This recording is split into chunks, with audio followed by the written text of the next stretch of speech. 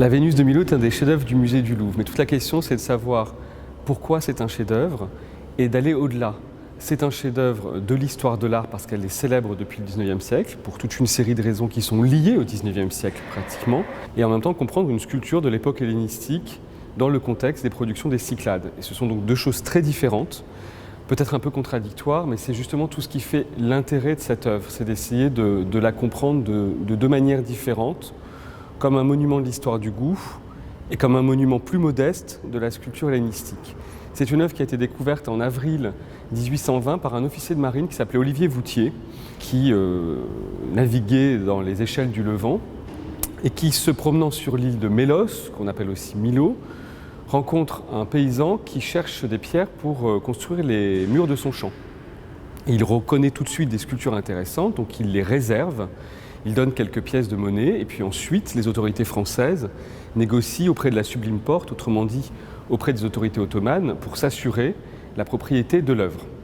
Il y a là une compétition avec justement un dignitaire ottoman, mais finalement c'est bien la France qui obtient des Ottomans cette œuvre, qui arrive à Paris, est offerte à Louis XVIII, qui se la fait présenter au premier étage du musée du Louvre. Alors, il y a une médaille qui commémore cette confrontation entre le roi Podagre sur sa chaise roulante et la belle Vénus. Et c'est déjà une façon d'asseoir la notoriété de l'œuvre de façon un peu piquante.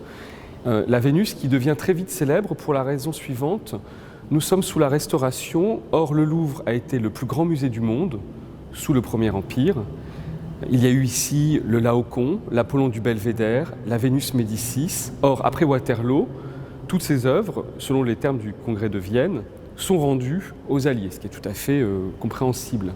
Si bien que les salles sont en partie vides. Alors que les musées se livrent à une compétition nouvelle, c'est celle des musées majeurs des États qui s'imposent comme des États-nations. Donc chaque musée veut avoir une collection de référence, une collection qui ennoblisse pratiquement sa capitale. Donc dans ce contexte, que fait Paris, que fait le Louvre? Le Louvre présente vastement la collection Borghese qui a été achetée par Napoléon et qui est donc restée, et le Louvre met en valeur un original grec, pense-t-on, qui vient d'arriver à Paris, la Vénus de Milo. C'est une des raisons pour lesquelles cette statue devient célèbre, parce qu'on en fait quelque chose d'important. On croit alors qu'il s'agit d'un original grec, alors qu'on commence de se poser la question de qu'est-ce que c'est qu'un original grec, qu'est-ce que c'est qu'une copie romaine. On pense même qu'il s'agit d'une œuvre de Phidias. Il y a bien une signature dessinée par Voutier, mais elle a disparu, alors on ne sait plus qu'en dire et surtout on ne veut rien en faire. Le temps passant, on se demande s'il ne s'agit pas plutôt d'une œuvre attribuable à Praxitèle, parce qu'on regarde le visage, la douceur du regard, la plage triangulaire du front définie par les mèches ondulées qui descendent bas sur les tempes. Et puis, les siècles passant, nous nous retrouvons au XXe siècle et évidemment on analyse l'œuvre différemment en faisant une production rétrospective, autrement dit à la manière d'eux, une œuvre de l'époque hellénistique. Mais restons d'abord sur cette notion de chef-d'œuvre. En fait, ce qui est important, c'est de comprendre que les musées fabriquent des chefs-d'œuvre, les métropoles, les grandes capitales artistiques fabriquent des chefs-d'œuvre. Pourquoi est-ce que la Vénus de Milo est célèbre? Encore une fois parce qu'elle vient combler un vide, mais aussi parce que Paris, au XIXe siècle, est la capitale des beaux-arts. Autrement dit, tous les artistes, tous les collectionneurs passent par Paris, passent par l'école des beaux-arts, passent par le Louvre et dessinent, étudient, dédient des poèmes à la Vénus de Milo. Donc cette œuvre devient de cette manière-là le catalyseur de toute une série de louanges, de fantasmes. On peut citer Rodin, Un ventre vaste comme la mer, ou encore Rilke. Il y a des dessins de Cézanne, on pourrait comme ça multiplier les références bien sûr. Donc c'est un chef-d'œuvre parce que la notoriété de l'œuvre, mais aussi la notoriété du musée, la notoriété de Paris, se conjuguent pour en faire une œuvre célèbre. Pour comparaison, et on reviendra sur cette œuvre, du même atelier très probablement, on peut citer le Poséidon de Milo. C'est la même technique de fabrication, c'est une œuvre qui est au centre d'une salle du Musée national d'Athènes. Eh bien, elle est beaucoup moins connue alors qu'elle est mieux conservée à la Sébra, par exemple. Mais voilà une œuvre qui aujourd'hui est une œuvre intéressante, mais qui n'a pas la même notoriété, qui n'est pas iconique, qui n'est pas reproduite à l'infini partout, dans les livres, dans les médias, dans les publicités, etc. etc. Mais revenons-en à ce que c'est que cette œuvre concrètement. Ce que Olivier Voutier a découvert, c'est une œuvre en pièces rapportées, ce qui est une technique fréquente durant l'époque hellénistique, La statue est faite en 2 blocs, de la tête jusqu'aux hanches et des hanches jusqu'aux pieds. Les bras étaient aussi rapportés. C'est certain pour le bras gauche, on a encore la mortaise. Pour le bras droit, le bras est coupé net. On hésite pour savoir s'il s'agit d'une réparation antique ou d'un réajustement technique. Toujours est-il que ce type de technique, on la trouve très fréquemment dans les Cyclades où l'œuvre a été découverte. Les ateliers des Cyclades s'illustrent par la réalisation de ce type d'œuvre en pièces rapportées. On en a beaucoup d'exemples à Tinos et surtout, bien sûr, à Délos. L'œuvre était en plus agrémentée de parties métalliques, des boucles d'oreilles, il nous reste les trous dans les lobes, un diadème, là aussi on conserve les petits trous de goujon sur le bandeau qui enserre la chevelure ondoyante de Vénus, et puis il y avait un bracelet de bras dont on voit encore les trous sur le bras droit. À tout ceci, on peut rajouter une possible polychromie qui n'est pas aujourd'hui conservée. Nous avons analysé l'œuvre, il n'y a pas de traces de polychromie, mais peut-être que la chevelure était, peut-être ou sans doute, la chevelure était-elle rehaussée de couleur, tout comme l'incarnat des lèvres. Non. Alors, cette œuvre, encore une fois, on en a fait un chef-d'œuvre de l'époque classique au XIXe siècle, mais comme je vous l'ai dit, les siècles passants, au XXe, au XXIe siècle même, on a cherché à la remettre dans son contexte de production. Donc manifestement, d'après la technique, c'est un atelier des Cyclades qui a travaillé. On pourrait d'ailleurs comparer avec une œuvre assez similaire qui est un Dionysos qui vient de l'île même de Mélos. Et sur le plan stylistique, il faut tenir compte justement de ce premier élan des premiers commentateurs qui ont voulu en faire une œuvre classique. Phidias, c'était pour le regard au lointain et cette attitude très noble. Aujourd'hui, bien sûr, on exclut cette attribution. Praxitèle, la douceur du regard, la petite bouche sensuelle, la plage triangulaire du front, le motif de la statue à demi nue, comme le type de la Vénus d'Arles. Mais encore une fois, cette attribution n'est plus retenue. Aujourd'hui, ce qu'on regarde surtout, c'est le fait que les chairs de cette statue sont particulièrement souples, particulièrement incarnées. Donc cette œuvre trahit une facture qui est celle de l'époque hellénistique, comme l'agencement du manteau qui est noué, ou plutôt qui est enroulé autour des hanches, qui dessine toute une série de plis profondément recreusés, même repincés sous le bourrelet des hanches. C'est un très joli motif. Et ces plis qui font beaucoup jouer l'ombre et la lumière sont aussi propres à l'époque hellénistique. Donc une œuvre qui cite l'époque classique mais qui date de l'époque hellénistique, c'est très probablement une œuvre rétrospective, à la manière d'eux, une œuvre classicisante ou néoclassique, au moment où les Grecs citent les maîtres du passé. Mais il faut pousser plus loin l'analyse.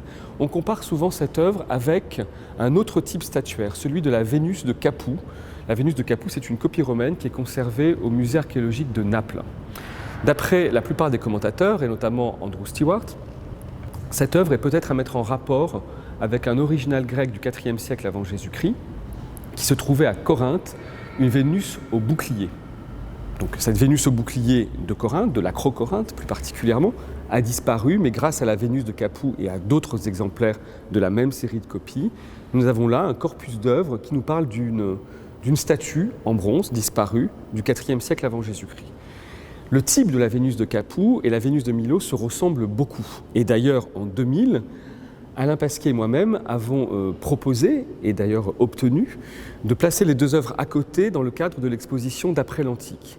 On se rend bien compte que la Vénus de Milo dépend considérablement de ce modèle. Toute la question est de savoir si c'est une copie à main, à main libre, du type de la Vénus de Capoue, donc ce ne serait pas seulement une œuvre rétrospective, mais plutôt une copie libre du type de la Vénus de Capoue, ou si elle renouvelle la leçon de la Vénus de Capoue, comme beaucoup d'œuvres rétrospectives à la manière d'eux. Il y a deux possibilités. En fait, tout dépend du point de vue. Malheureusement, la plainte est mal conservée, elle a en partie été retaillée, et aujourd'hui, on discute beaucoup sur la manière dont il faut regarder cette œuvre. Si on la met de profil, elle ressemble considérablement à la Vénus de Capoue et c'est plutôt une copie un peu libre, faite dans un atelier cycladique selon une technique propre aux ateliers des Cyclades, du type statuaire de la Vénus de Capoue. Si on la met de 3/4 ou si on la place pratiquement de face, évidemment, elle prend possession de l'espace de manière très différente. Et à ce moment-là, c'est une œuvre rétrospective, à la manière d'eux, classicisante, qui cite les maîtres du passé, notamment du IVe siècle. Là, il y a un débat. et c'est d'ailleurs tout à fait intéressant de le suivre et de se déterminer en conscience. L'une des questions pour comprendre le type statuaire de la Vénus de Milo et pour comprendre son rapport à la série du type de Capoue ou son originalité, c'est bien sûr aussi de savoir dans quelle position étaient ses bras. Or, elle lève le bras gauche, l'épaule est haussée, le bras droit croisé la poitrine. Tenait-elle un attribut? Tenait-elle un bouclier? Auquel cas, pourquoi a-t-elle la tête si levée? Elle devrait l'incliner pour regarder le bouclier. C'est le cas de la Vénus de Capoue. La Vénus de Capoue reproduit un type de la Vénus au bouclier, se mirant dans les armes d'Arès, la tête baissée. Donc là, il y a une forme d'hésitation entre la Vénus de Milo, pour savoir si la Vénus de Milo dépend directement de ce modèle ou si elle le réinterprète. Mais voilà, ce sont les termes du débat. Concernant la Vénus de Milo, toute la question est donc de bien comprendre qu'au-delà du chef-d'œuvre, c'est une œuvre dans son temps, de son temps. C'est une œuvre typique des ateliers des Cyclades. On en trouve d'autres exemplaires selon la même technique à Tinos, à Paros, à Délos. À Délos, on pourrait faire de multiples comparaisons d'œuvres en pièces rapportées qui sont agencées bloc à bloc de la même manière et qui, elles aussi, sont des œuvres de style rétrospectif à la manière du classicisme. L'autre question, c'est ce rapport ontologique, ce rapport déterminant à un modèle, à un type. Soit la Vénus de Milo est une œuvre qui se déploie dans l'espace de 3/4 ou de face, et dans ces cas-là, elle réinterprète librement les modèles du IVe siècle. C'est une œuvre rétrospective à la manière de néoclassique, mais c'est aussi une création.